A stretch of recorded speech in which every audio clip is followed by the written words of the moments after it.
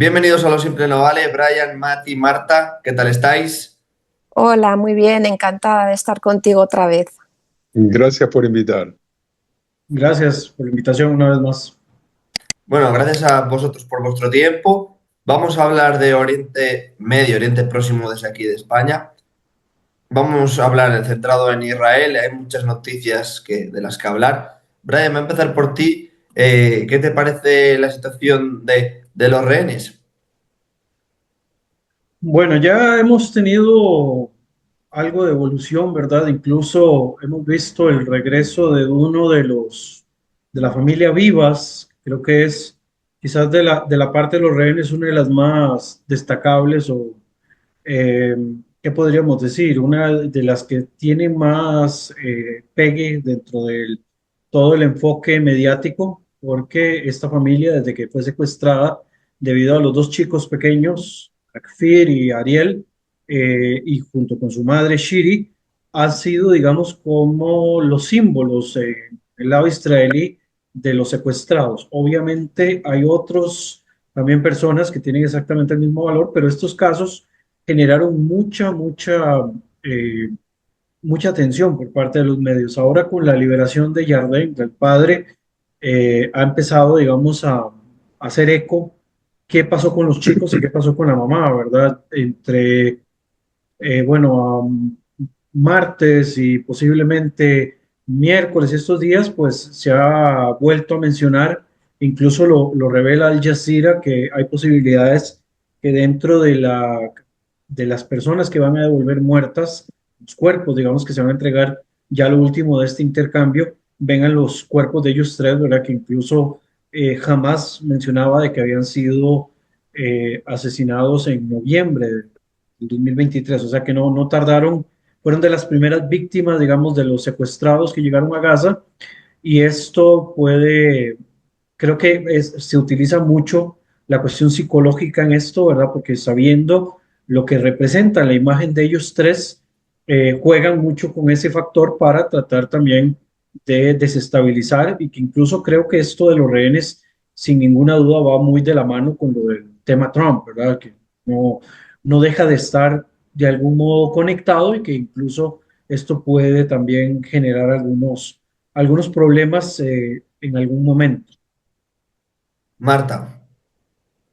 Bueno, el tema de los rehenes es una asignatura pendiente y muy problemática para la sociedad israelí, que lo está viendo con una mezcla de tristeza por los que no han regresado y por los que no van a regresar más, y por esa incertidumbre de no saber quiénes están vivos y quiénes están muertos.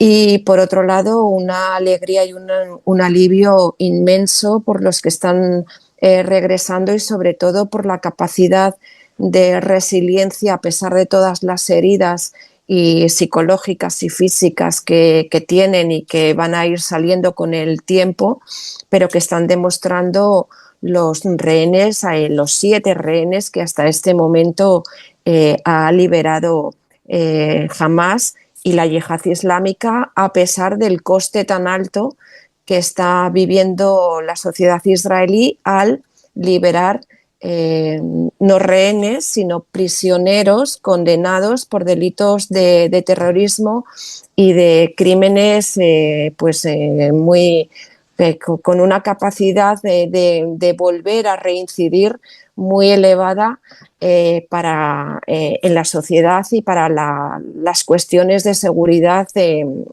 israelíes.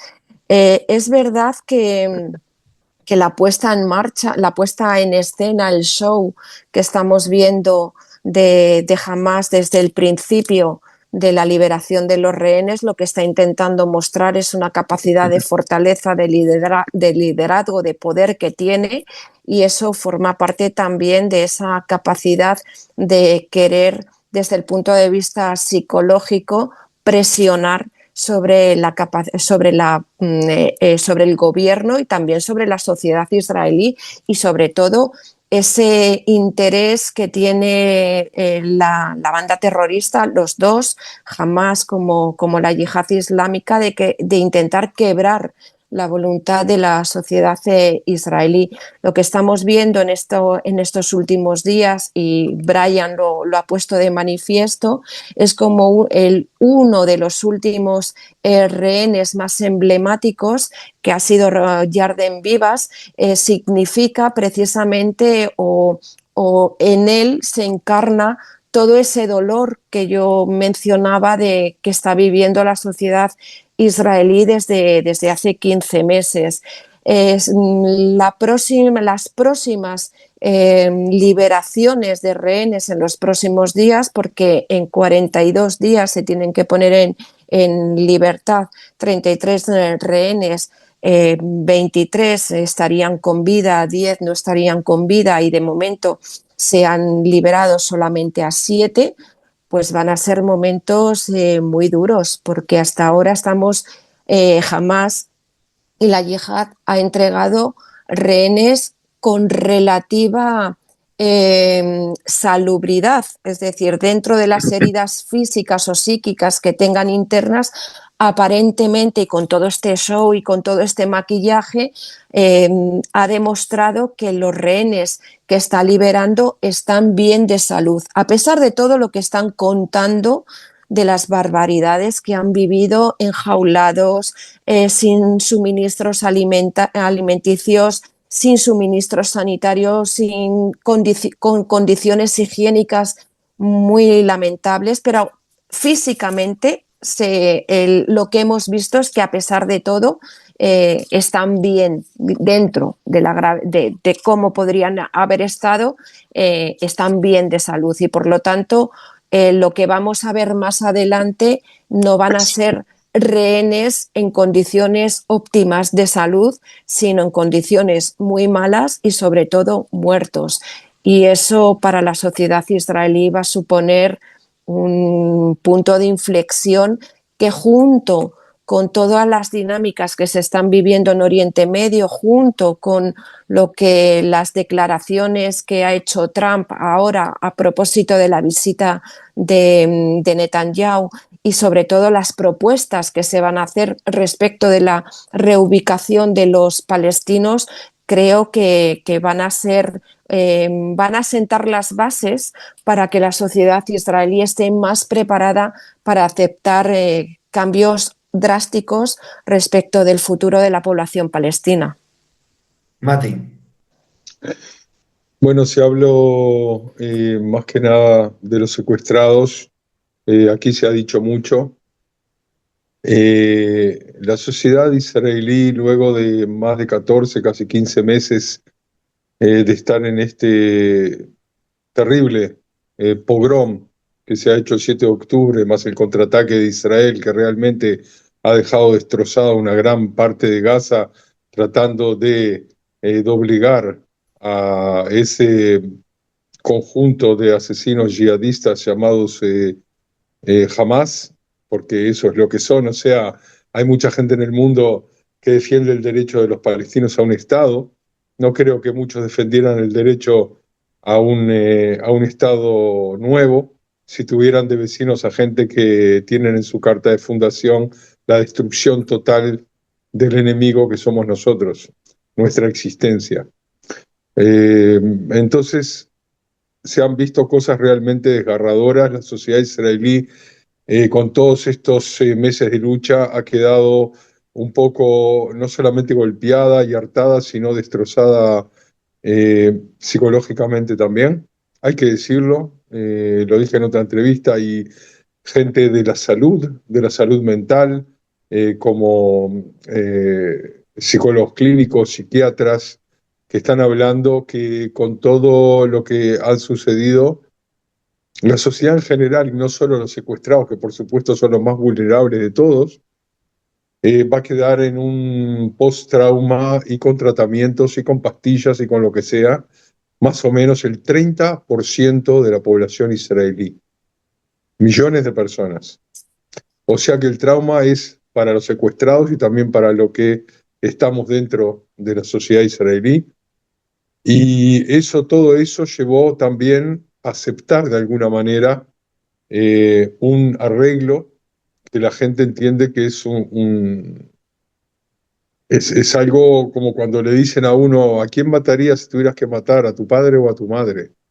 Porque por un lado es la felicidad de la gente y el sanamiento mental que significa ver cada uno de estos secuestrados que salen con vida, pero no nos olvidemos de que tal vez 2/3 partes de todos los que quedaron con vida son cuerpos, y de los que quedaron con vida, la monstruosidad de este grupo hizo que lo dejaran en varias etapas para poder hacer llegar a que Israel no termine de recibir eh, a sus secuestrados con vida y luego renueven los combates.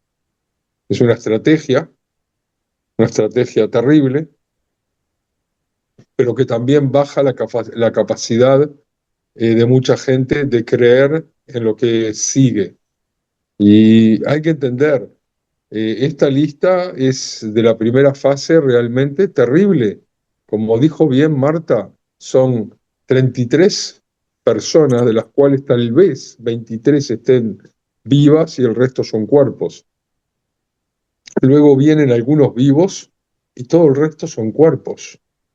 En la segunda fase, si es que se llega a la segunda fase, y de eso, si quiere, después podemos hablar, que tiene que ver con el plan de Trump y con las reacciones, con las posibilidades de llegar a una segunda fase que desde el punto político en Israel, desde el principio de este arreglo, hay partes no chicas de la sociedad que piden apurarse y no llegar a la segunda fase, sino renovar y tratar de liquidar totalmente al grupo terrorista, que saben, y lo han visto además ahora, de que a pesar de la cantidad de militantes y de terroristas que han muerto, todavía tienen entre un 40 y 45% de gente que quedó viva, que quedó con miles de armas y que están diciendo hasta hoy en día, cuando sigamos y empecemos a reconstruir, vamos también a reconstruir la capacidad de volver a atacarlos, igual que el 7 de octubre. Todo eso es un juego dramático y mortal para la sociedad israelí, que se debate entre la vida y la muerte de los secuestrados y la posibilidad de tener una futura Gaza sin terroristas que los ataquen todos los días. Brian, ¿quieres añadir algo más o quieres empezar a comentar la reunión entre Netanyahu y Trump? Eh, no, no sé, creo que se dijo todo lo que está acá. Creo que finalmente el tema de bueno, acá se mencionan, digamos, dos cosas que me parecen muy valiosas de rescatar, tanto lo que dice Marta como lo que dice Mati, pero digamos que de ambos destaco el tema relacionado con digamos, con la presión que se siente respecto al tema de la fase en la cual estamos, una fase que además es como una terrible lotería, ¿verdad? Por saber quiénes están vivos y quiénes están muertos. Esto, digamos, para cualquier sociedad, el estrés postraumático que va a causar es terrible. Incluso nada extraño, que creo que ya se han presentado, que algunos sobrevivientes o algunos rehenes rescatados o liberados tomen una mala decisión y terminen suicidándose, ¿verdad? Que son bien parte de estos elementos del postrauma que eventualmente podrían ocurrir debido a toda la magnitud de lo que ha acontecido. Y el otro, que va también no solo en línea a la situación de los secuestrados, sino inclusive en línea a la situación de lo que vamos a hablar ahora, que es eso que menciona Mati del 40-45% de miembros de Hamas que no solamente están diciendo que quieren reconstruir y volver a operaciones contra Israel, sino que además anuncian con bombos y platillos de que fueron los ganadores de este conflicto, ¿verdad? E incluso es la cosa más irónica en este conflicto, es súper irónico, donde, por ejemplo, por un lado dicen o decían, Gaza es una gran prisión a cielo abierto. Y una vez que ha ocurrido todo lo que ha ocurrido, decían, pero Gaza era maravilloso antes de que se diera, digamos, los ataques israelíes del 7 de octubre. Entonces hay como una contradicción. Por el otro, se habla de genocidio, se habla del régimen de apartheid, pero al mismo tiempo eh, vemos, digamos, a un grupo que celebra una victoria, que hablan de una supuesta resiliencia, ¿verdad?, ante toda la situación militar. Entonces hay una guerra acá paralela, digamos, a lo que es el conflicto per se, que es donde terminamos todos involucrados de alguna manera y aunque no queramos, ¿verdad? Decía Marta ahora que trata de no, digamos, no compartir mucho contenido en X o Facebook, pero al final de cuentas todos quedamos involucrados en esta guerra de narrativas porque terminamos consumiendo todo de todas partes. Entonces quedamos inmiscuidos, digamos, dentro de un terreno donde al final esta delgada línea entre lo que es real y lo que es completamente narrativo es muy difusa y empezamos a ver que por un lado, por ejemplo, celebran de que ganaron un conflicto, pero por el otro lado también se quejan de que estaban en medio de un genocidio. Entonces, ese tipo de contradicciones es algo con lo que todavía no logro, digamos, digerir por completo dentro del contexto del conflicto y me cuesta mucho, digamos, tratar de digerirlo. Marta, ¿quieres añadir algo más también o pasamos ya a hablar lo de Trump y... Mira, me gustaría añadir una cosa respecto de lo que ha Sí. dicho Brian. Llevamos todo este tiempo, estos 15 meses, hablando de guerra de narrativas y hablando también de una parte importante, no despreciable de la comunidad internacional, acusando a Israel de genocidio, un genocidio que obviamente desde el punto de vista de la legalidad, del derecho internacional, de la legalidad internacional, por mucho que haya causas abiertas, no se ha producido y además es una, una figura legal muy difícil de probar, primero porque, sí, porque no se ha producido y en segundo lugar porque es realmente difícil de probar, pero sí me gustaría aportar que la Comisión de las Víctimas en Israel está trabajando con miembros tanto del ámbito jurídico internacional como profesores de otras materias en la aplicación de un nuevo concepto que se llama el quinocidio. Y el quinocidio sería una figura jurídica que se inserta dentro de lo que son los crímenes de genocidio y de lesa humanidad, pero que tienen un carácter también propio porque el genocidio o el intento de limpieza étnica, el pogrom que ocasionó Hamás contra la población civil, está dedicada o está destinada precisamente a atacar a las familias y a provocar un daño irreversible en las familias y en las personas que han sobrevivido a la muerte, al ataque violento de una de las partes de la familia porque han sido testigos de una violencia extrema contra un ser querido. Es decir, es provocar de forma sistemática,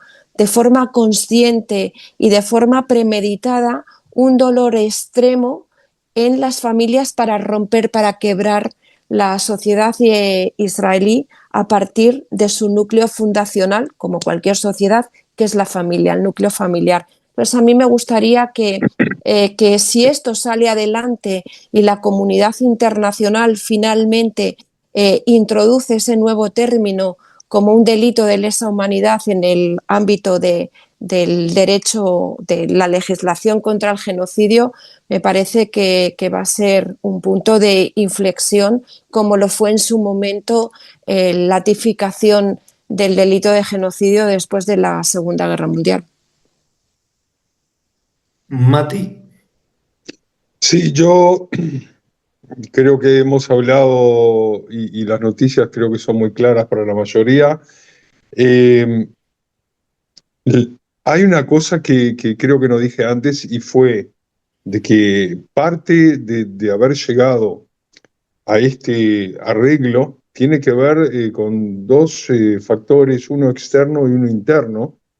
El externo era que Biden ya había perdido las elecciones, Trump estaba por entrar, entonces como que hubo una presión doble, tanto del gobierno de Biden como de Trump que estaba por entrar, cada uno con sus razones porque se lleve adelante esto. Pero fuera de eso, en Israel está la parte interna en la cual el gobierno de Benjamín Netanyahu en general se oponía al acuerdo e incluso él hizo un cálculo de minimizar riesgos, dejó que se vaya a la extrema derecha, pero solo una parte de la extrema derecha. Incluso uno de los tres que se fueron, uno quedó dentro del gobierno, entonces el gobierno no cayó. Y esto es lo que lleva a mucha gente a pensar, es de que no creen que por la forma de ser de Hamas, o incluso por sus propios intereses, se llegue a la fase 2. Y eso tiene que ver también con lo que se está diciendo ahora. Y otra cosa que quiero decir y que en otras entrevistas ha sido controvertido, he recibido críticas, pero es la verdad.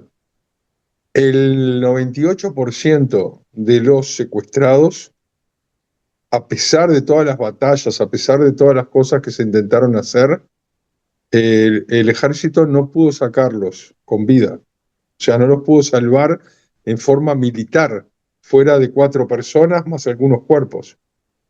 Entonces, eso fue una gran parte en lo que tuvieron que decidir también llegar a este arreglo. Y hay que ver un poco, estar dentro de Israel para entender que cada persona que sale, Marta dijo 7, en realidad son 12, o sea, son 7 israelíes más los 5 tailandeses, que Sí, también pobres es que estaban en la no, zona y fueron incluso y fueron muertos extranjeros que trabajaban en la zona, más estudiantes del famoso programa Mashav, que eran de Nepal y de Tanzania, y que habían venido a tratar de estudiar y de mejorar sus vidas, y para jamás ellos eran simplemente otras víctimas que se les podía matar, asesinar, quemar, y todas las cosas simpáticas que hicieron el 7 de octubre con israelíes judíos, con árabes beduinos, con drusos, hombres, mujeres, niños y extranjeros. Todo para ellos era exactamente lo mismo para poder llevar adelante su satánico plan.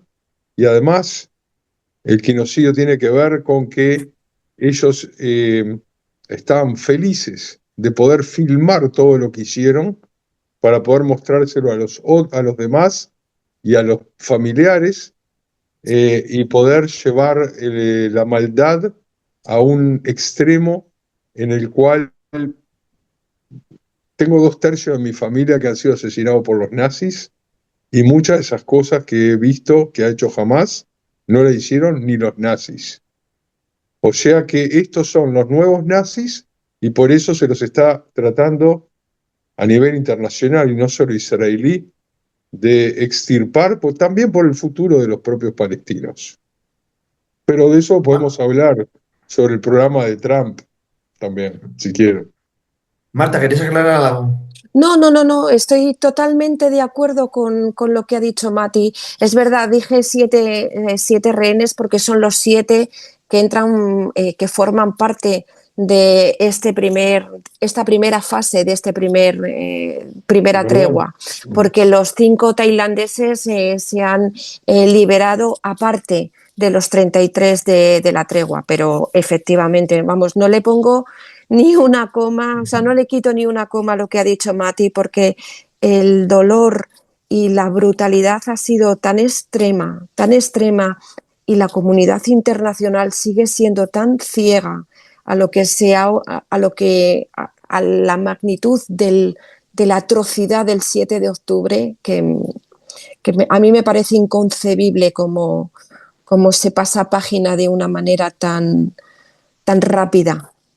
Y ya no hablemos de la UNRWA ayudando Uf, o de la Cruz Roja que no pidió verlos durante un año y medio, pero sí se apuran a ir a sacarlos cuando los liberan y estar frente a la televisión y seguir recibiendo donaciones. Eso sí les conviene.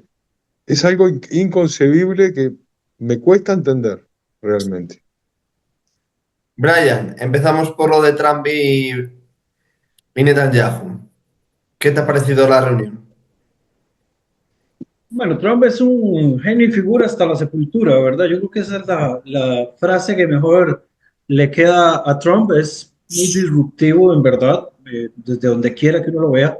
Él siempre ha sido así un poquito zafado, tal vez, y ha dado una serie de declaraciones que ya hoy, digamos, entre ayer en la noche y hoy Marco Rubio ha venido como tratando de reinterpretarlo frente a la opinión pública porque por lo menos a lo que escuchamos de entrada, Donald Trump lo que busca es limpiar Gaza para convertirlo en un resort, ¿verdad? Incluso alguien me preguntó que si era verdad que Jared Kushner estaba pensando en crear campos de golf en Gaza. Y yo dije, bueno, no sé, a mí no me han enviado la invitación, pero me imagino que algo, digamos, de todo este tema de la inversión en real estate está de por medio, pero lo cierto del caso es que yo lo veo, digamos, desde otra perspectiva, o trato de verlo desde otra perspectiva.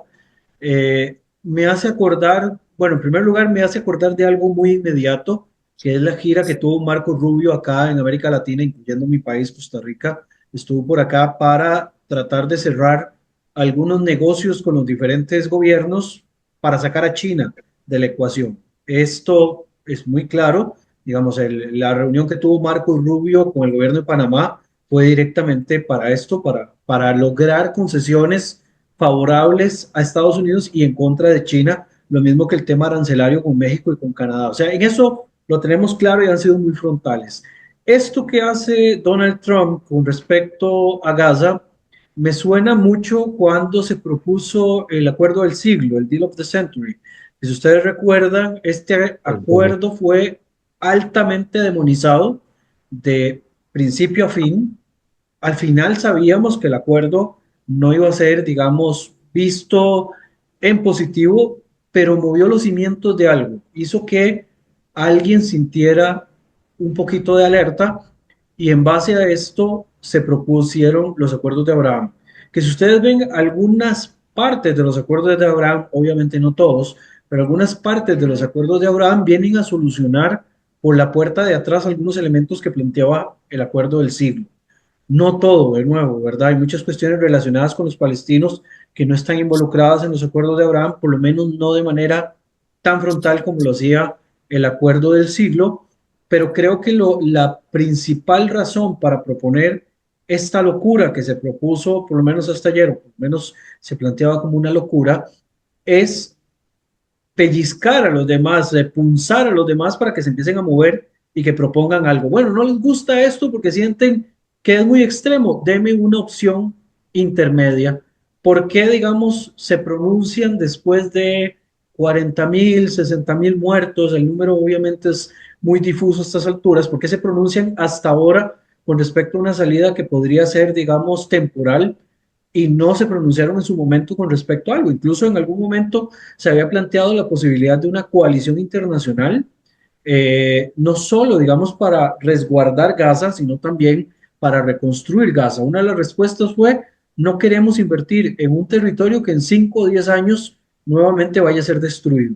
Entonces, lo que hace, digamos, de alguna manera Donald Trump es patear el árbol, mover ahí un poco, molestar, incomodar, para que alguien proponga. Al final, lo que se ha propuesto hasta este día, ¿verdad? Relacionado con el principio de dos estados, del cual yo creo que lo he dicho acá y si no lo he dicho, pues lo digo, ¿verdad? Yo sostengo que esa es para mí la solución, ¿verdad? A este conflicto.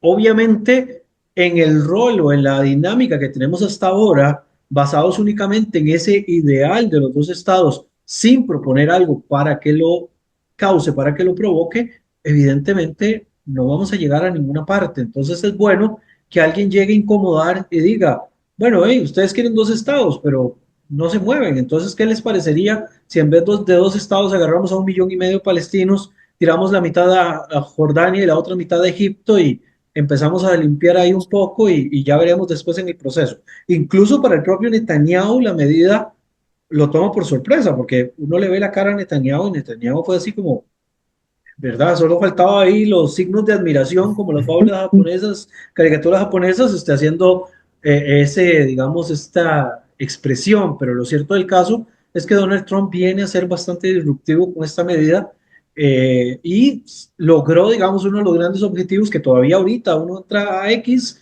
o a Facebook o donde sea y se está hablando del tema. Logró que se hable del tema y que se empiecen a mover fichas para ver si alguien de una vez por todas propone una contrarrespuesta. Israel tiene clarísimo de que no se pueden anexar Judea y Samaria o Cisjordania en su totalidad sin tener que anexarse a la población que habita ahí, lo cual obviamente es un peligro completo para el país. Entonces, salvo, digamos, los soñadores de la extrema derecha que viven en asentamientos tipo Smotrich o Benekvir, nadie, digamos, en su sano juicio dentro de Israel podría considerar anexarse a Cisjordania sin, digamos, entender de que hay que anexarse también a la población y darle derechos. Por lo tanto, todo lo que se ha propuesto acá es tan descabellado como uno se lo puede imaginar.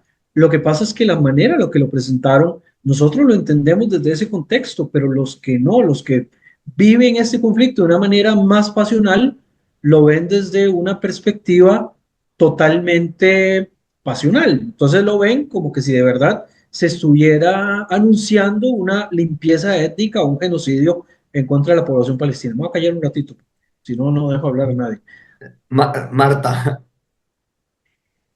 Pues en la misma línea argumental que Brian, yo creo que Trump ha sido absolutamente disruptivo y forma parte de la esencia del propio personaje. Estamos hablando de un empresario que tiene mentalidad empresarial y que ha llegado a la presidencia de la primera potencia del mundo y que cree que puede gobernar un país como se gobierna una empresa.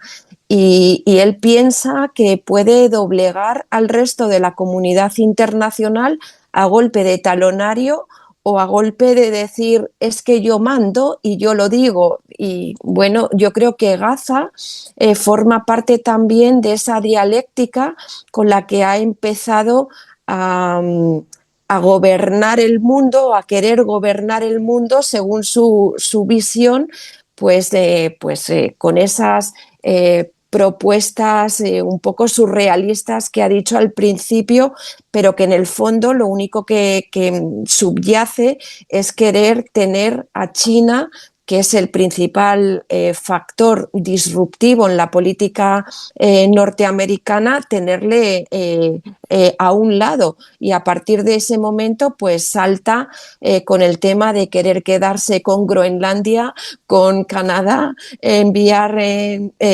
inmigrantes a Costa Rica, a Colombia, a Venezuela, a México, quedarse con Taiwán es decir, dar un golpe sobre la mesa y aquí el que, el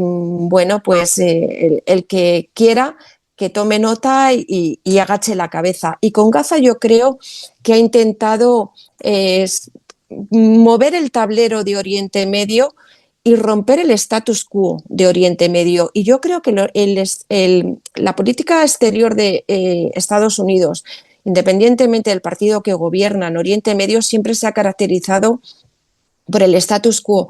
Pero yo creo, tengo la impresión, es una impresión personal, que después de la última salida de liberación de rehenes por parte de Hamas, sobre todo la liberación de las 4 niñas de los soldados de la base de Najalot, con ese show mediático y un poquito antes con la liberación de Yarden Yahud, que me parece por parte de la yihad islámica que casi pone en peligro la propia vida de la rehén antes de liberarla. Yo creo que fue ese momento el que de alguna manera sentó el principio para que Trump y para que también Netanyahu cambiaran la visión que se tiene de Oriente Medio y se rompiera ese status quo por parte de Estados Unidos, y que el presidente pues quisiera mover el avispero, como bien ha dicho Brian, y dijera: si aquí no os movéis, voy a dar una respuesta alternativa, disruptiva, romper la caja, salir de la caja, para que penséis qué se puede hacer a partir de una propuesta que puede ser surrealista, que puede ser impracticable a corto o medio plazo, que suscita sus diferencias en la comunidad internacional, que desde el punto de vista de la legalidad internacional puede llegar a ser incluso problemática, pero que a partir de ahí es una propuesta de máximos, es decir, yo exijo el 100 para negociar, porque estoy en un ámbito de Oriente Medio donde aquí se negocia todo, y entonces si no llegamos al 60 podemos llegar al 40 o al 50, pero algo hay que hacer. Es verdad que esa propuesta puede ser problemática si se plantea en términos como las potencias europeas, occidentales, han dicho, bueno, es que se está hablando de limpieza étnica. No, es que Trump tampoco ha hablado de limpieza étnica en ningún momento. Primero, porque no hay un plan detrás. Es una propuesta que puede ser simplemente tirar la piedra y a ver si suena al charco. Cuando caiga al charco, a ver qué onda se expande o no, o simplemente hace ruido, a ver si alguien recoge el testigo, o sobre todo pensar que efectivamente puede ser una llamada de atención para la propia coalición israelí, y también para el entorno árabe suní del Golfo, sobre todo para la propia Arabia Saudí, que le puede decir a nivel interno a Netanyahu, le puede decir quiero que la segunda fase se ponga en marcha, quiero que no entorpezcas la puesta en marcha de la segunda fase por cuestiones partidistas, pero te dejo la libertad de entrar en Gaza una vez que se liberen al máximo posible de rehenes con vida, para que tengas la posibilidad de terminar el trabajo, como decía Bibi, y limpiar, limpiar de elementos terroristas Gaza. Pero claro, para poder limpiar de elementos terroristas Gaza y para poder reestructurar la franja a nivel de infraestructuras civiles, tienes que sacar a la población. ¿Cómo sacas a la población de ahí si no hay un plan alternativo? Pues la sacas de dos maneras: o mediante el consenso de los países de la zona, que ya te han dicho que no están dispuestos a acoger a los gazatíes por una cuestión simple y llanamente de seguridad, porque hay que decirlo claramente, los palestinos son un comodín muy fácil de utilizar en las cancillerías internacionales, pero los palestinos generan problemas de seguridad allí en donde han estado, en Egipto, en Jordania, en Líbano, en Siria. Y la segunda posibilidad es que sean los propios gazatíes los que de forma voluntaria quieran salir de forma temporal, y ya se les encontrará un lugar de acomodo hasta que al final la franja pueda ser habitable. ¿Qué es lo que veo yo más allá de lo que hay planteado? Porque de momento no hay ningún plan. ¿Qué es lo que yo vislumbro? Lo que yo vislumbro es que detrás de esta propuesta, que aparentemente es surrealista, le está diciendo a la comunidad internacional y sobre todo a Arabia Saudí y al mundo árabe circundante: la cuestión del problema palestino-israelí se tiene que solucionar ya. No hay posibilidad de seguir dando largas a este problema. lo tenéis que solucionar vosotros y lo tenéis que solucionar de una manera pragmática. Y la manera más pragmática de solucionarlo es, desde mi punto de vista, porque no hay un plan y tampoco sé, no tengo información ni inteligencia para saber lo que va a pasar más adelante, pero intuyo por dónde van los tiros a partir de las dos de los dos pasos que a nivel internacional ha dado Estados Unidos, que ha sido separarse, irse del Consejo de Derechos Humanos de Naciones Unidas y salirse también de dejar de financiar la UNRWA. Entonces yo creo que por donde va a ir la cosa es decirles a los palestinos que están en Jordania, que tienen ciudadanía jordana, pero no tienen, pero todavía siguen manteniendo el derecho de retorno y siguen manteniendo el estatus de refugiado, eso se tiene que acabar. Yo te voy a dar unos incentivos para que estos ciudadanos de origen de palestinos sean ciudadanos jordanos ya sin el estatus de refugiado. Con los libaneses les va a decir exactamente lo mismo. Los refugiados palestinos que están en Líbano, a partir de ahora yo te voy a dar incentivos para que sean ciudadanos libaneses, y se acabó el derecho de retorno y se acabó el estatus de refugiado. Con Siria, que ya parece que el nuevo régimen que está empezando a consolidarse en el territorio, él está, al-Golani ya ha dicho a la comunidad palestina de Siria: yo os voy a dar la ciudadanía siria. Eso ya es un paso significativo, porque al-Assad no le sabía, porque los palestinos de Siria no tienen ni ciudadanía ni derecho al trabajo. O sea, es decir, son ciudadanos de segunda. Os voy a dar la ciudadanía siria, pero a cambio os tenéis que desmilitarizar. Yo creo que la comunidad internacional, Trump, Estados Unidos, ahí también posiblemente Turquía y Qatar tiene mucho que decir, van a apoyar esa posición. Y en cuanto a Egipto, les va a decir, vamos a ver, del 48 al 67 os habéis hecho cargo de Gaza.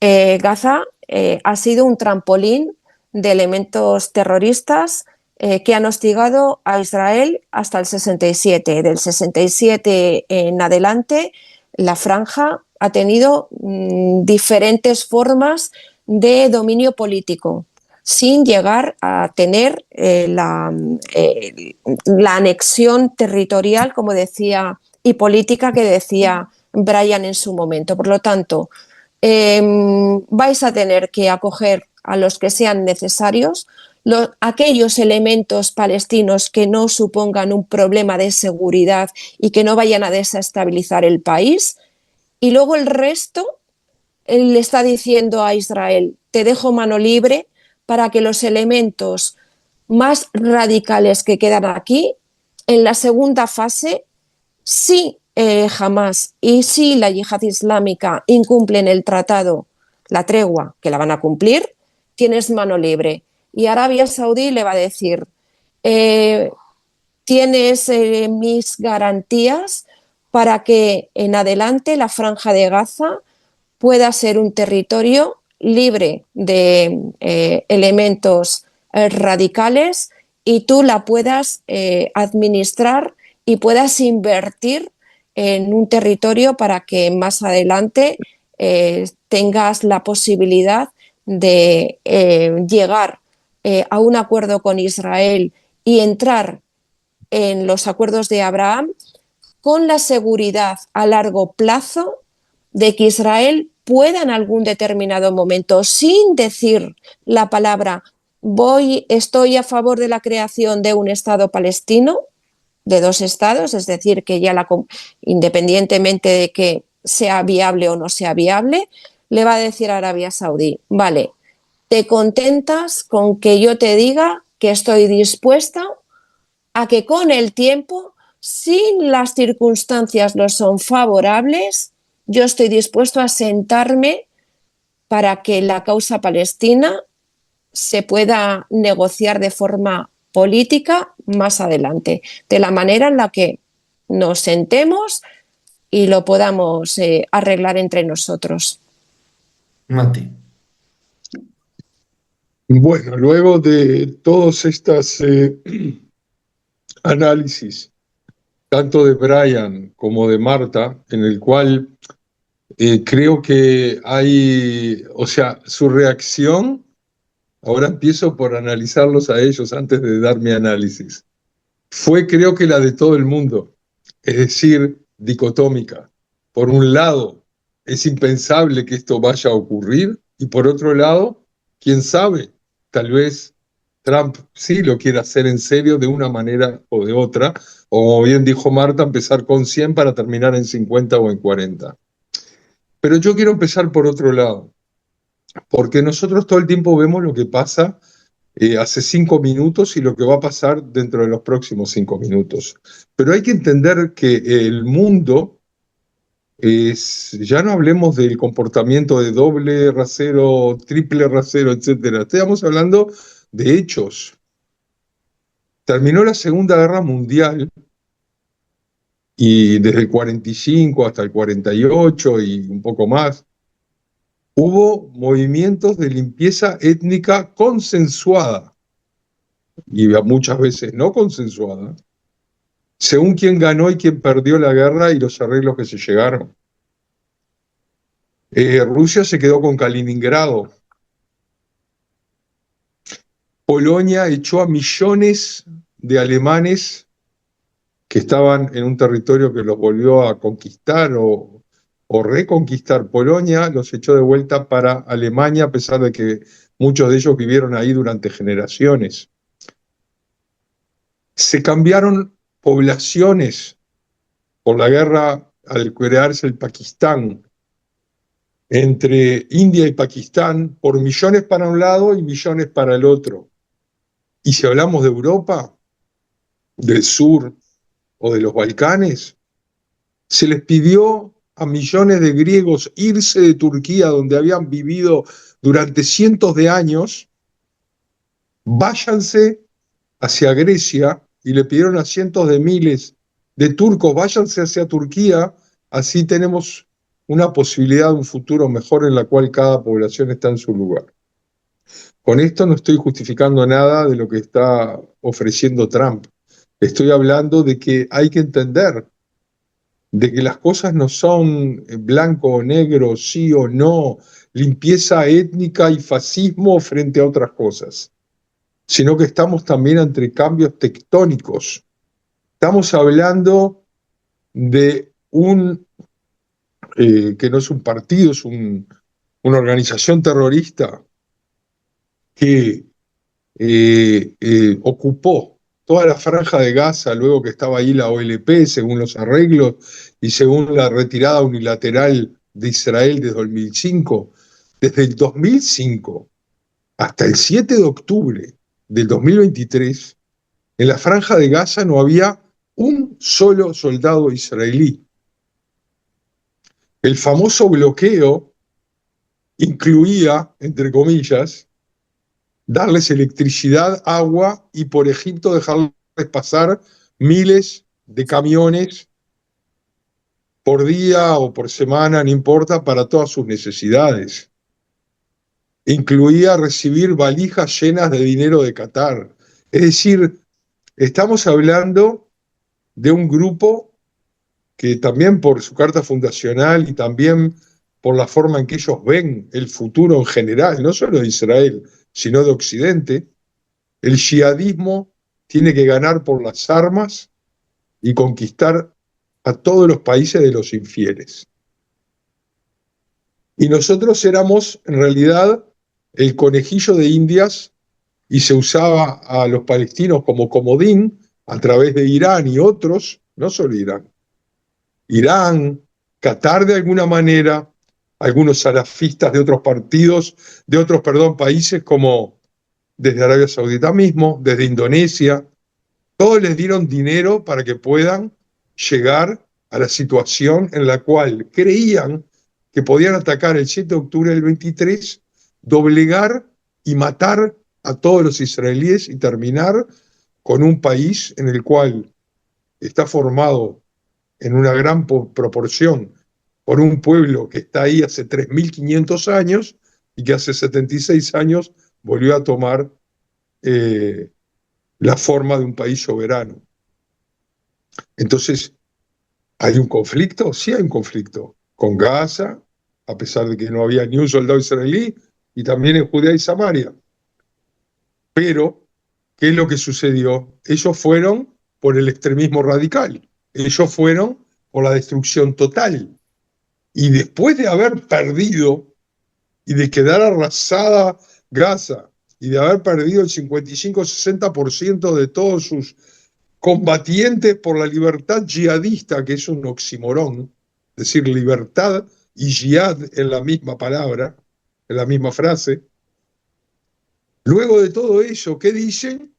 Nos vamos a rearmar y vamos a volver a atacar.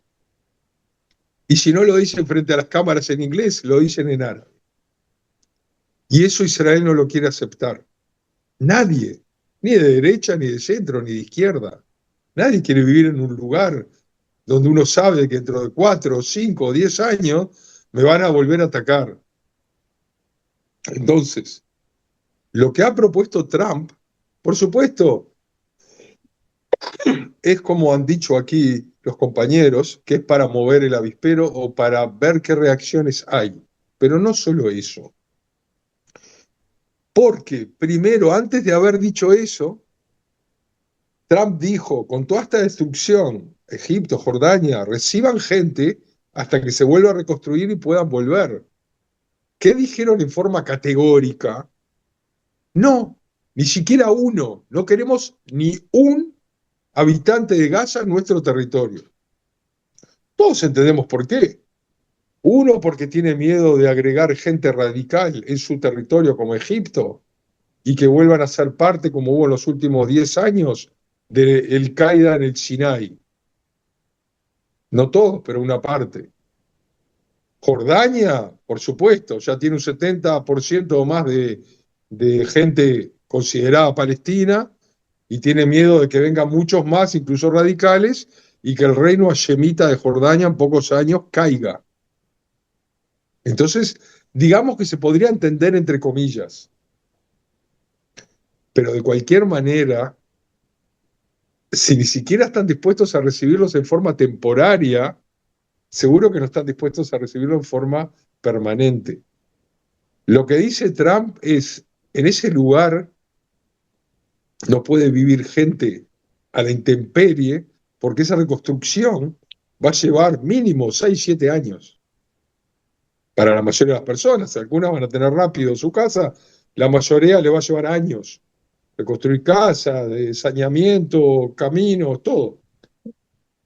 Entonces, es algo humanitario. Si se van y le firmamos que pueden volver en el futuro, mientras tanto se hace un lugar nuevo, precioso, no sé si con cancha de golf, pero seguramente con muchos hoteles sobre la Riviera de Gaza y nuevos barrios mejor ordenados y que puedan volver solamente los que no estén en terror.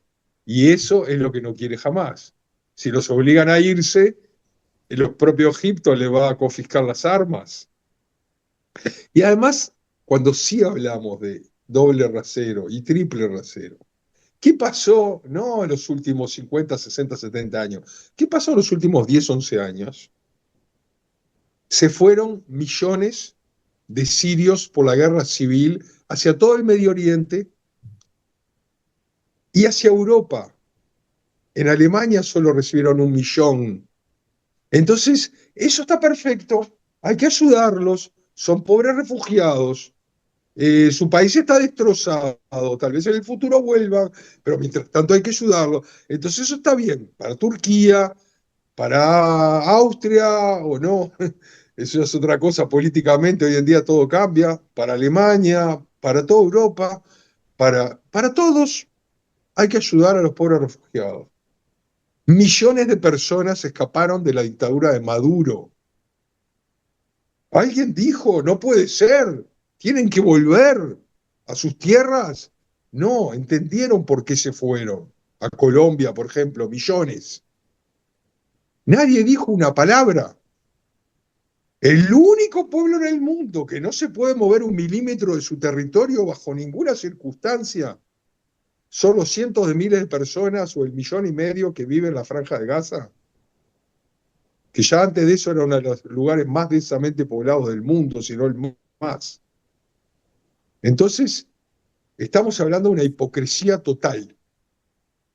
Ahora, si realmente van a ser forzados, eso no va a poder ser. Israel tampoco quiere hacerlo por la fuerza, ni quiere ser ayudado incluso por Estados Unidos para hacerlo por la fuerza, porque dentro de todas las elucubraciones, intereses políticos y geopolíticos, con todo el respeto a Trump, dentro de 4 años su reloj se termina.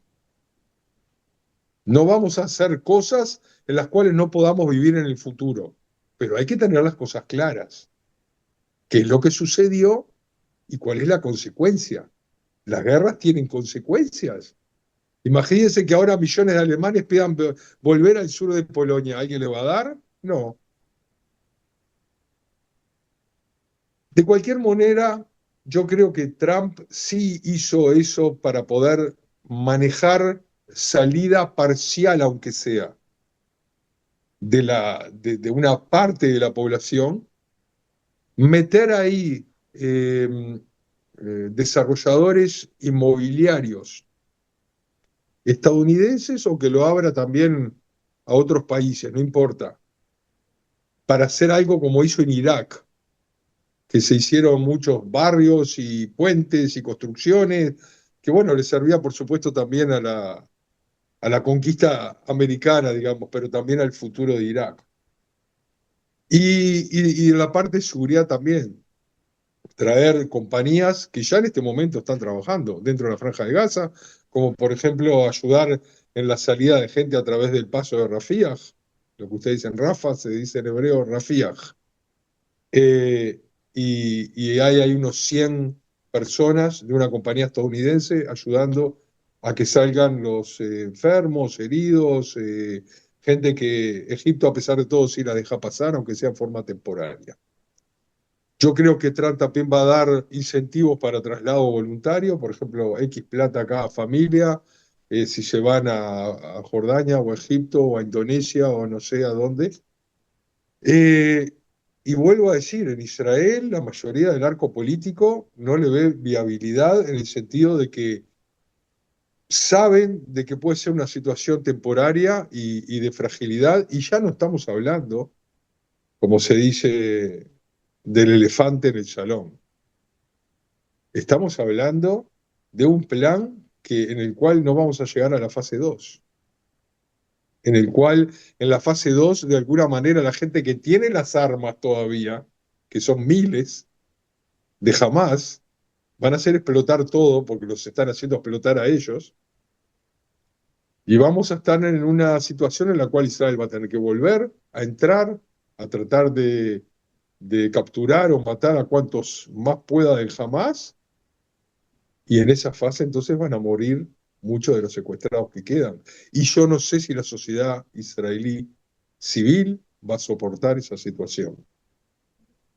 Así que lo mejor de todo esto es mover a todos los actores de la zona y del mundo frente a esto. Lo peor es el riesgo al alto al fuego que se quiebre. Y eso de que la Liga Árabe se junta y hable de la violación del derecho internacional, receta para la instabilidad.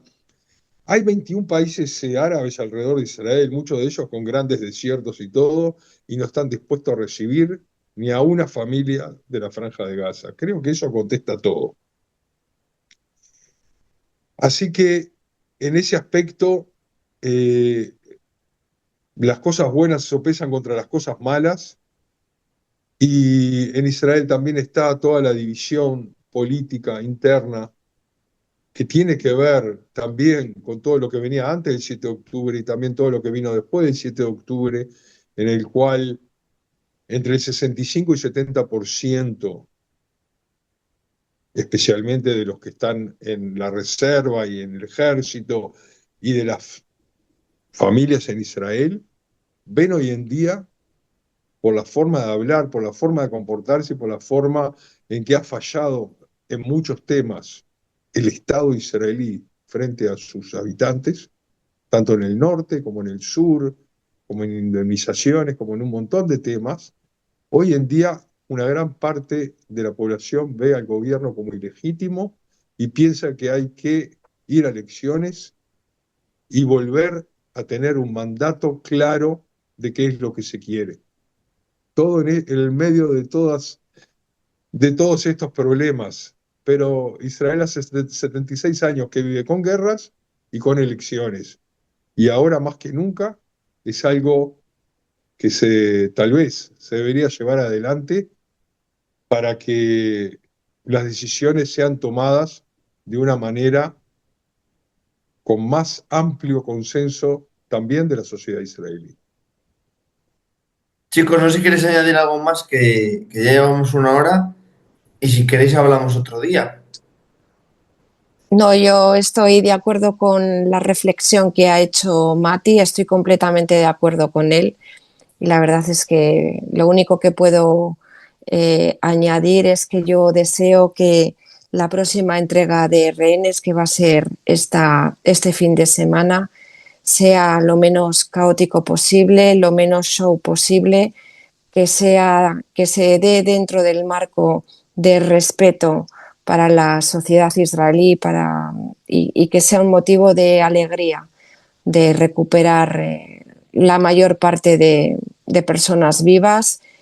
Y yo también creo que va a ser muy complicado que Israel pueda llegar a la segunda fase. Brian, ¿quieres decir algo para cerrar? Yo creo que es importante, digamos, el tema apenas está tomando forma. Bueno, ya hay temas que están avanzados, que es el de los refugiados, el de los rehenes, pero es importante esperar en el otro tema que acontece. Apenas esto está dando sus primeros pasos, entonces creo que el tema da para volverlo a abordar nuevamente y no tratar de desgastarnos desde ahora intentando adivinar lo que a Trump se le puede ocurrir hoy después de tomar su siesta vespertina o algo por el estilo. Quiero Pues, agregar algo, ¿puedo? sí, sí. Que lo había pensado y ya lo he dicho también en otros lugares, pero creo que es importante. Yo veo la forma de comportarse de Trump y tuve la suerte, entre comillas, de hablar con una pareja que estuvo en la asunción de Trump un día antes o 2 días antes de la asunción, que estaban muy enojados por la forma de comportarse con él, decía que se comportaba de forma caprichosa, que hablaba de Israel como si fuera un juguete, así me lo dijeron. Y veo que en todas sus decisiones él demuestra una cosa.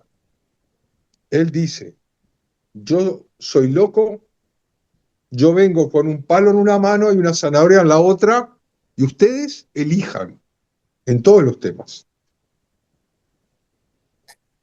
Pues ahí queda dicho. Y bueno, nos vemos otro día y quería dar las gracias a los tres y un fuerte abrazo. Gracias, un placer. Un Un placer y abrazo. muchas Un gracias a placer. todos. Un Chao. abrazo.